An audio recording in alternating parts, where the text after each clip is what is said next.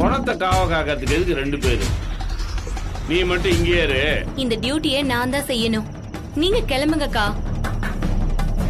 ஜாகிரதையாரு, ambulance இப்ப வந்துடும். யார் தலைவர் இது? உன் கையால சாக போறவர். இதுல 5 லட்சம் இருக்கு. சரிங்க தலைவர். நைட்டு எவ்வளவு நேரம் ஆனாலும் சரி, சரி. அவ கதையை முடிச்சுட்டு எனக்கு ஃபோன் பண்ணணும்.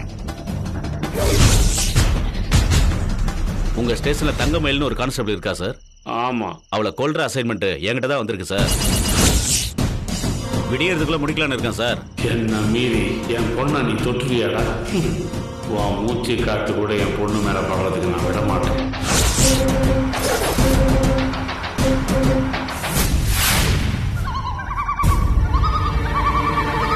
உயிரோட இருக்கிற சிங்கப்புலிய பார்த்து பயப்படுறதுல ஒரு அர்த்தம் இருக்கு. ஆனா உயிரோட இல்லாத இந்த பொணத்தால என்ன செய்ய முடியும்? இத பார்த்து ஏன் பயப்படணும்?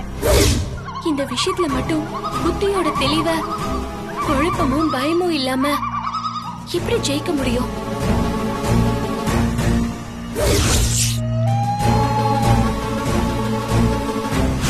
எது நம்மளை பயமுறுத்துதோ அதை விட்டு விலகி நிற்காதீங்க. தைரியமா போய் அந்த பயத்தை அப்ரோச் பண்ணுங்க. கொஞ்சம் கொஞ்சமா பயம் போய் அந்த அனுபவம் உங்களுக்கு பழகி போயிடும். அதுக்கப்புறம் அந்த பயமே இல்லாம போயிடும். அவர் சொன்ன டெக்னிக்க நம்ம இன்னைக்கு யூஸ் பண்ணி பார்க்கலாமா?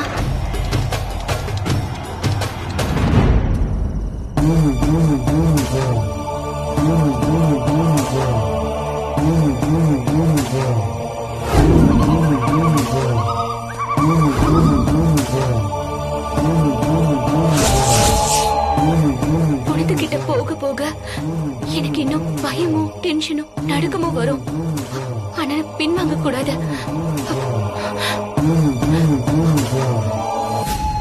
அதையெல்லாம் நான் அனுபவிச்சு பழகினாதா எனக்கு தைரியம் வரும். என் பயத்தையும் என்னால ஜெயிக்க முடியும்.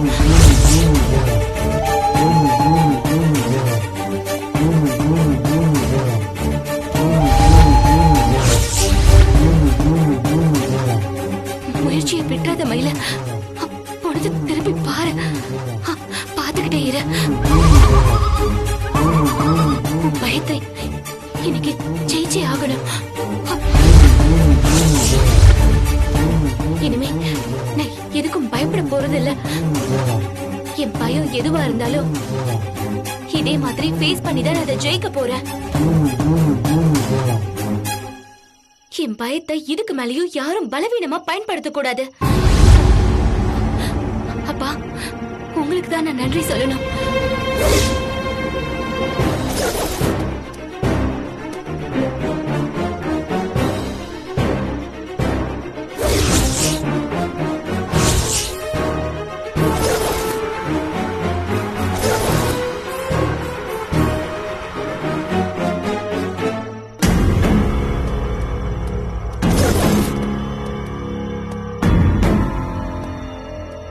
நீங்க இங்க என்ன பண்ணிட்டு இருக்கீங்க? பணத்துக்கு நீங்க தனியா பாதுகாப்பு கொடுக்கறீங்கல்ல மேடம், அதான் உங்களுக்கு துணையா இருக்கலான்னு. எனக்கு யார் துணையும் தேவையில்ல. என்ன எனக்கு பாத்துக்க தெரியும். நீங்க யாரும் இங்க நிக்க தேவையில்ல. முதல்ல இடத்தை காலி பண்ணுங்க. முதல்ல உன்னை காலி பண்ணிட்டு அப்புறமா இந்த இடத்தை காலி பண்றேன்.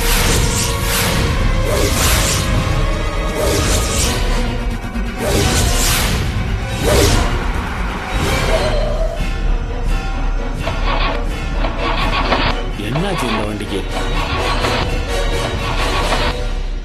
அவசரமா போகும்போதுதான் கழுத்து அறுக்குது. டீசல் ஆயிருக்குமோ இல்லையே. சாயந்தரம் தான் மாணிக்க டேங்கை ஃபில் பண்ணிட்டு வந்தேன்னு சொன்னான்.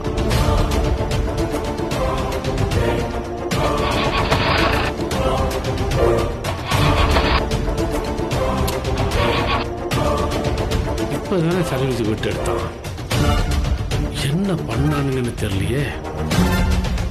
என் பொண்ணை காப்பாத்தணும்னு நான் ஓடிக்கிட்டு இருக்கேன். இந்த நிலைமையில போய் ஏன் இப்படி மக்கார் பண்ண? உன்னை ஒழிச்சு கட்டினாதான் நிம்மதின்னு ஐயா எனக்கு அசைன்மெண்ட் கொடுத்துருக்காரு. அந்த வேலையை முடிக்கதான் நானும் உன் வீட்டை தேடி போய்கிட்டு இருந்தேன். கும்பிட போன தெய்வம் குறுக்க வந்த மாதிரி பாதி வழியிலே நீ என் கண்ணில் மாட்டிட்ட. இங்கே உன் கதையை முடிச்சு இந்த பணத்துக்கு உன்னை துணையா போட்டு போறேன். பக்கத்துல மெக்கானிக் கடை வேற எங்க இருக்குன்னு தெரியல.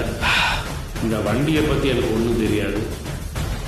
என்ன பண்றதுன்னு ஒண்ணு புரியலையே. எவனாவது வரான்னு பார்ப்போம்.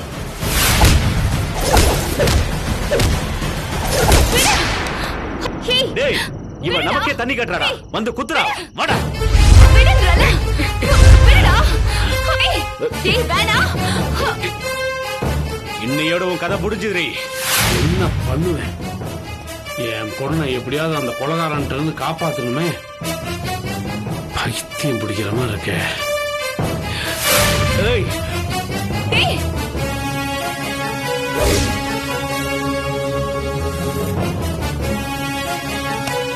குத்தி போடுறா. டேய் வேணா. விடுடா.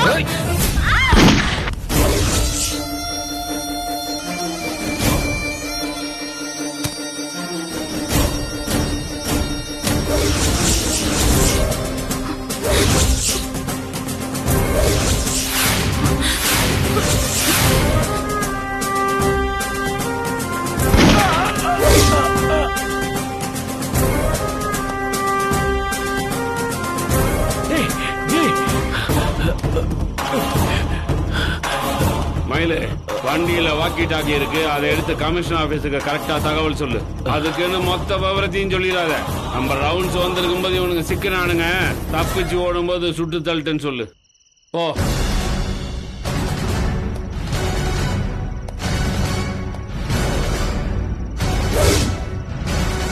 ஏன் சார் இப்படி பண்ணீங்க? உங்ககிட்ட சொல்லிட்டு தானே இவளை கொல்ல வந்தோம். போன்ல சரின்னு சொல்லிட்டு இப்ப ஏன் சார் இந்த மாதிரி பண்ணீங்க? அவன் என் பொண்ணுடா.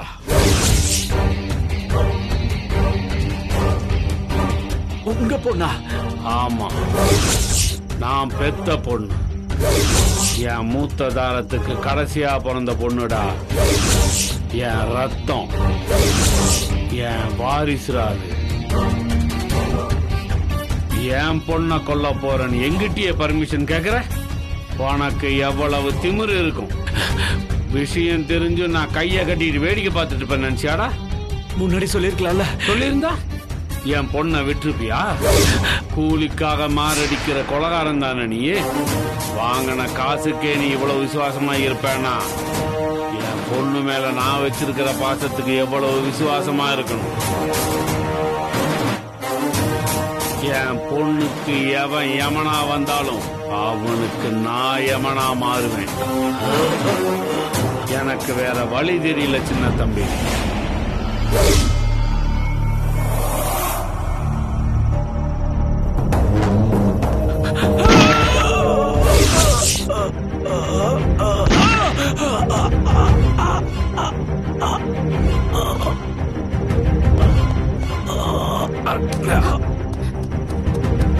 சார், அத கால்ல சுட்டுட்டீங்கல்ல சார்? திரும்ப எதுக்கு சார் இவங்களை நீங்க சுட்டு கொன்னீங்க? வயலு, நான் கேக்குறதுக்கு நீ பதில சொல்லு. இவனுங்க யாரு? உன்னை ஏன் கொல்ல வந்தானுங்க? சார், இவங்க மயில் வாகனனோட ஆளுங்க சார். ஐயா பையனை அரெஸ்ட் பண்ணி அவரோட அரசியல் வாழ்க்கையை கேள்விக்குறியாக்கிட்ட. உன்னை சும்மா விட மாட்டேன்னு சொல்லிதான் சார் என்ன கொல்ல வந்தாங்க. நான் அப்பவே சந்தேகப்பட்டேன். ஆக்சிடென்ட் பண்ணி உன்னை கொல்ல பார்த்தது, ஆஸ்பத்திரியில வச்சு உன்னை கொலை முயற்சி பண்ணது எல்லாமே அந்த மயில் வாகனத்தோட வேலை தான். இன்ஃபார்மர் மூலியமா இன்னைக்குதான் எனக்கு எல்லா விவரமும் தெரிஞ்சது. இந்த மாதிரி பிரச்சனையெல்லாம் வரும்னு தெரிஞ்சுதான் நான் உன்ட்ட 1000 முறை சொன்னா அவன் விஷயத்துல கொஞ்சம் ஒதுங்கி இருன்னு. நீ தான் கேட்கவே இல்லை. அவன் தப்பு செஞ்சானு தானே சார் நான் அவனை அரெஸ்ட் பண்ணேன். அது என்னோட கடமை தானே சார். அதுக்காக இவனுங்க என்ன துரத்தி துரத்தி கொல்ல பாக்குறதெல்லாம் என்ன சார் நியாயம்? மயிலு, அரசியல்வாதிங்க கிட்ட போய் நியாய அநியாயத்தெல்லாம் பார்க்க முடியுமா? அவன் பதவி வெறியில அலையறான், உன்னை கொல்லுன்னு துடிக்கிறான். பின் விளைவுகளை பத்தி யோசிக்காம நீதான் இதை ஆரம்பிச்ச. இதையெல்லாம் இனிமே சமாளிச்சு தான் ஆகணும். நீ என் ஸ்டேஷன்ல வேலை செய்யறதுனால என்னால உன்னை அப்படியே விட்டுறவும் முடியாது. அதுதான் உன் கூடவே சேர்ந்து நானும் கஷ்டப்பட வேண்டியது. பாரு மயிலு, இவனுங்க உன்னை கொல்ல வந்தது, நான் இவன்ல சுட்டு கொன்னது, இதெல்லாம் வேற யாருக்கும் தெரியக்கூடாது. ஏன் சார்? காரணமா தான் சொல்றேன். இந்த மேட்டர் எல்லாத்துக்கும் தெரிஞ்சா அது மயில்வானத்தோட காதுக்கும் போகும். அவன் இன்னும் வெறியாய் கண்டிப்பா உன்னை கொன்னே தீர்வேன் அடம் பிடிப்பான். ஒவ்வொரு தடவையும் நான் சாமி மாதிரி உன் முன்னாடி வந்து நின்று உன்னை காப்பாற்ற முடியாது. இந்த விஷயத்தை நம்ம கொஞ்சம் கேர்ஃபுல்லா தான் டீல் பண்ணணும். உனக்கும் இதுக்கு சம்பந்தம் இருக்கிற மாதிரியே காட்டிக்காத. நான் எப்பவும் போல ரவுண்ட்ஸ் வந்தப்ப இவன்ல வழியில பார்த்து பிடிக்கிறதுக்கு முயற்சி பண்ணேன். இவனுங்க என்ன அட்டாக் பண்ண பார்த்தாங்க. என் உயிரை பாதுகாத்துக்கிறதுக்காக நான் இவங்களை சுட்டேன். இதத்தான் நான் எல்லாருக்கிட்டையும் சொல்ல போறேன். இதத்தான் நீயும் மெயின்டைன் பண்ணும். சார், ஆனா திடீர்னு என்கவுண்டர்ன்ற போது உங்க மேல விசாரணை எல்லாம் நடத்துவாங்களே சார்? அதெல்லாம் நான் பாத்துக்கிறேன். ஏற்கனவே இவனுங்க பேர் என்கவுண்டர் லிஸ்ட்ல இருக்கு. அதனால நான் இவங்களை சுட்டது பெரிய பிரச்சனையா மாறுறதுக்கு சான்ஸ் இல்ல. அதையும் மீறி என்ன பிரச்சனை வந்தாலும் அதை விளக்கம் சொல்லி நான் சமாளிச்சுக்குவேன். நீ எதையும் உளறி கொட்டாம இருந்தா போதும். இவங்களோட பாடியை டிஸ்போஸ் பண்ற வேலையை நானே பாத்துக்கிறேன். என்னை கொல்ல சொன்னதுக்கு பரிகாரமா நீங்களே இன்னைக்கு என்னோட உசுரை காப்பாத்திட்டீங்களேப்பா. மயிலு, என்ன யோசிக்கிற? சார், அந்த ஆளு கத்தி எடுத்து குத்த வந்தப்போ எல்லாமே முடிஞ்சிருச்சுன்னு நான் பயந்துட்டேன் சார். நீங்க தான் சார் சாமி மாதிரி என்ன வந்து காப்பாத்துனீங்க. ரொம்ப தேங்க்ஸ் சார். சாமி மாதிரி வந்தது நான் இல்லம்மா, ஒரு மெக்கானிக். அவரு தான் பாதி வழியில் நின்று நம்ம வண்டியை சரி பண்ணி கொடுத்தாரு. இல்லைன்னா இந்நேரம் உன்னை காப்பாத்திருக்க முடியாது. உன்னை ஆபத்துல மாட்டி வச்சு இந்த தப்பு என் பாவகணக்கில் தாமா சேர்ந்துருக்கும். சரியான நேரத்தில் அந்த மெக்கானிக் அனுப்பிச்ச நம்ம குலசாமிக்கு தாமா நான் நன்றி சொல்லுவோம். நம்ம வேலையில இது மாதிரி நிறைய சந்தர்ப்பங்கள் அமையும். இன்னைக்கு நான் உன்னை காப்பாத்தினேன், நாளைக்கு நீ என்ன காப்பாத்துவ. இது மாதிரி மாறி மாறி நடந்துகிட்டு தான் இருக்கு மயில. இதையெல்லாம் நீ ஒரு பெரிய விஷயமா ஃபீல் பண்ணாத.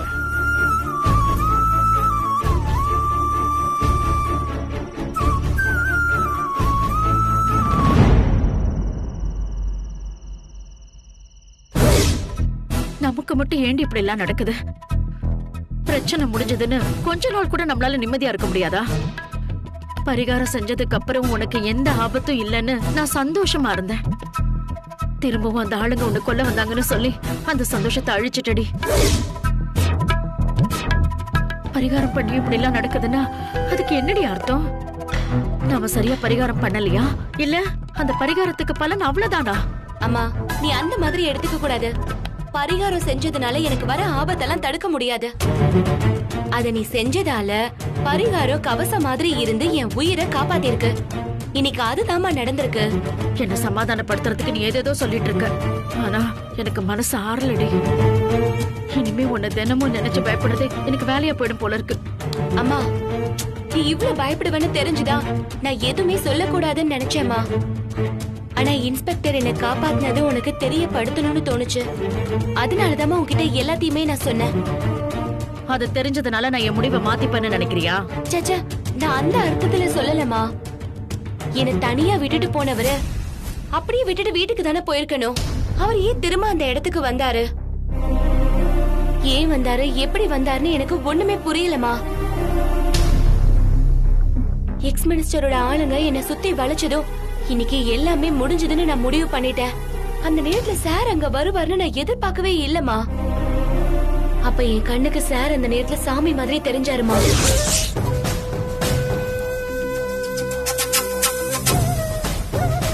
அவர் ஒரு செகண்ட் லேட் பண்ணிருந்தா கூட அந்த ஆள் என்ன குத்தி இருப்பான். என்ன காப்பாத்தணுங்கிறதுக்காக சார் எதையுமே யோசிக்காம சார் அவனை சுட்டுட்டாருமா. கூட வந்த இன்னொருத்தனையும் கொண்டுட்டாரு. என்னதான் கிரிமினலா இருந்தாலும் ஒரு ஆபீசர் சட்டுன்னு ஒருத்தனை என்கவுண்டர் பண்ணிடக்கூடாதுமா. ஏன்னா அதுக்கு காரணம் கேட்டு என்கொயரி வச்சு அந்த ஆபீசரையே டார்ச்சர் பண்ணிடுவாங்க.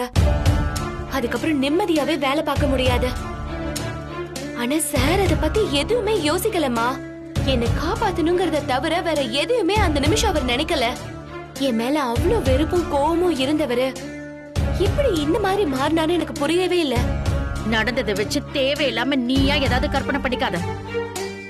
சோழியம் குடிமி சும்மா ஆடாதுன்னு சொல்வாங்க. அந்த ஆளுங்கெல்லாம் பெரிய ரவுடிங்கன்னு நீ எதனா சொல்ற?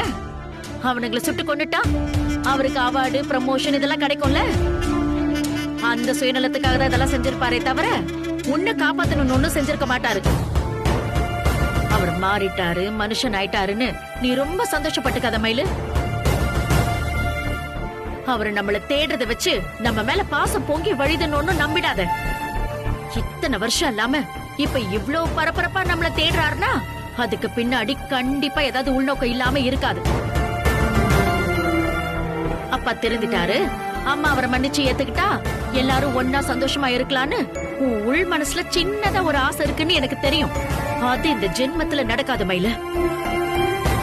உன் அப்பாவோட புத்தியும் குணமும் அப்படி நடக்க விடாது. தேவையில்லாம எதிர்பார்ப்ப வளர்த்துக்கிட்டு ஏமாந்து நிக்காத.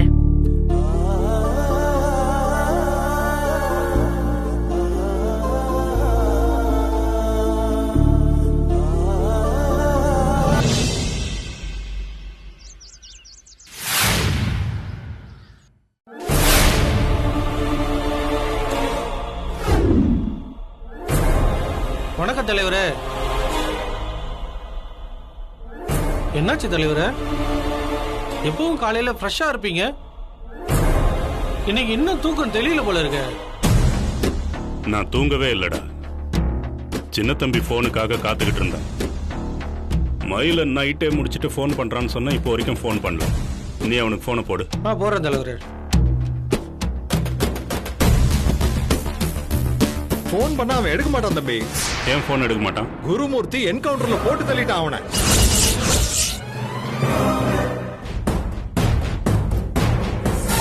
என்னன்னு சொல்றீங்க? இது எப்படி நடந்தது? எனக்கும் ஒண்ணுமே புரியல தம்பி. காலையில பேப்பரை பார்த்துதான் எனக்கு விஷயமே தெரிய வந்தது. அந்த ஆளுக்கு என்ன கிறுக்கு பிடிச்சிருக்கா? அவன் ஏன் இப்படி செஞ்சான்? மயில கொல்ல நான் ஒரு ஆள் அனுப்புனா அந்த ஆளை ஏன் அவன் கொல்லணும்? என்ன இருந்தாலும் மயில அவன் ஸ்டேஷன்ல வேலை செய்யறவதான். அவளுக்கு ஒரு ஆபத்துனா அவளை சும்மா இருப்பானா? சும்மாதான் இருக்கணும்னு என் பையன் கேஸ்ல சொன்ன வார்த்தையை காப்பாத்தலனாலும் நான் அவனை சும்மா தான் விட்டு வச்சிருக்கேன். அதுக்காக நான் என்ன செஞ்சாலும் அவன் கண்டுக்காம தான் இருக்கணும். ஆனா மயில் விஷயத்துல அவன் அப்படி இல்ல. மயில கொல்லணும்னு நான் எப்ப துடிச்சாலும் ஏதாவது ஒரு காரணத்தை சொல்லி அவன் என்ன ஆஃப் பண்றதுலயே குறியா இருக்கான். அவன் நம்ம கிட்ட டபுள் கேம் ஆடுறானோன்னு எனக்கு சந்தேகமா இருக்குன்னு. யார பத்தியும் சட்டுன்னு ஒரு முடிவுக்கு வந்துடாத. அந்த ஆளை கூப்பிட்டு ஏன் இப்படி பண்ணேன்னு விசாரிப்போம்.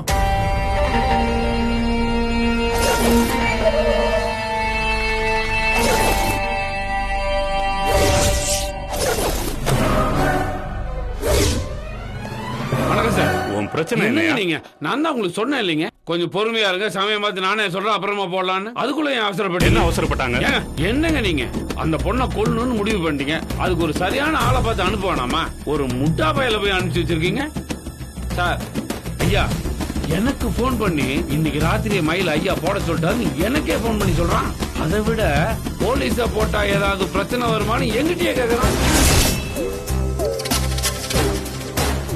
இதே மாதிரி அவன் எத்தனை பேர்த்திட்ட ஒளரி கொட்டனா, எத்தனை பேர்த்திட்ட விசாரிச்சான்னு யாருக்கு தெரியும்? நான் உங்க ஆளுங்க, விஷயத்தை மூடி மறைக்கிறதுக்காக வாயை திறக்க மாட்டேன். ஆனா விஷயம் வேற யாருக்காவது தெரிஞ்சு அவங்க அப்படியே வாயை மூடி சும்மா இருப்பாங்களா? நான் உங்களுக்கு பல தடவை சொல்லியிருக்கேன், மயில கொள்ற விஷயத்துல உங்க பேர் சந்தேக லிஸ்ட்ல இருக்கு. அவளுக்கு ஒரு சின்ன ஆபத்து வந்தா கூட முதல்ல உங்களை தான் என்கொயரி பண்ணுவாங்கன்னு. நீங்க கொள்றது சாதாரண ஆளா இருந்தா கூட பரவாயில்ல, எதையாவது காரணத்தை சொல்லி தப்பிச்சிடலாம். ஆனா மயில் ஒரு போலீஸ் டிபார்ட்மெண்ட் ஆளை கொண்டுட்டா எஸ்பி சார் சும்மா இருப்பாரா? அதுவும் இல்லாம மயிலு பேர்ல அவருக்கு ரொம்ப நல்ல அபிப்பிராயம் இருக்கு. அவளோட வேலையை பத்தி ஸ்டேஷனுக்கே வந்து பல தடவை பாராட்டி இருக்காரு. அவளோட எதிர்காலத்துல மிகப்பெரிய போலீஸ் அதிகாரியா வருவான்னு அவர் நம்பிக்கிட்டு இருக்காரு. அவளுக்கு ஒரு சம்பவம் நடந்துருச்சுன்னா அவரே நேரடியா களத்துல இறங்கி உங்களை என்கொயரி பண்ணிட மாட்டாரு. சின்ன தம்பி ஒளரி கொட்டினது அவர் காதுக்கு போச்சுன்னா உங்க நிலைமை அதோ கதி. அந்த மயிலோட விஷயத்துல உங்களோட அரசியல் வாழ்க்கை அஸ்தமிச்சிருன்ற பயத்துல தானே அவளை கொல்ல துணிஞ்சீங்க. அதனால உங்க பேரு கொஞ்சம் கெட்டு போயிருக்கு. ஆனா அதை எப்ப வேணா நீங்க சரி பண்ணிக்கலாம் சார். ஆனா அந்த மயிலை மட்டும் நீங்க கொண்டுட்டீங்கன்னு வைங்க, உண்மையாவே உங்க அரசியல் வாழ்க்கைக்கு நீங்களே கொல்லி வச்ச மாதிரி ஆயிடும். நீ சொல்றதெல்லாம் சரிதான் குருமூர்த்தி. ஆனா சின்ன தம்பியை கையிலயோ காலையோ சுட வேண்டியதானே? எதுக்கு ஒரேடியா போட்டு தரன? ஐயா எனக்கு வேற வழியே தெரியலங்கய்யா, சூழ்நிலை அப்படி அமைஞ்சிருச்சு. எனக்கு சின்ன தம்பியை பத்தி ரொம்ப நாளாவே நல்லா தெரியும். அவன் தொழில சுத்தமானவன், ஆனா வாய் ஓட்ட வாய். இது வரைக்கும் அவன் மாட்டியிருக்கானே, எல்லாமே அவன் வாயை வச்சுதானே மாட்டியிருக்கான். உங்களுக்கு தெரியாதுங்களா? மயில அவன் கொண்டு இருந்தாலும் சரி, நான் அவனை உயிரோட விட்டு இருந்தாலும் சரி, கண்டிப்பா இந்த அசைன்மெண்ட்டை பத்தி சரக்க போட்டீங்க அது உளறி கொட்டி இருப்பான். அது சாருக்கு தான் பாதகமா முடிஞ்சிருக்கும். சாரு, நீங்க, நானு எல்லாருமே பெரிய சிக்கல்ல மாட்டிருப்பாங்க. சின்ன தம்பி ஒண்ணு எனக்கு விரோதி இல்லைங்க. அவனை போய் கொல்றனேன்னு எனக்கு வருத்தமா தான் இருந்தது. ஆனா நம்மளையெல்லாம் காப்பாத்திக்கிறதுக்கு வசதியா இருக்கணும்னா அவனை பழி கொடுத்து தான் ஆகணும். அதனாலதான் தவிர்க்க முடியாம நான் இப்படி செஞ்சேன்.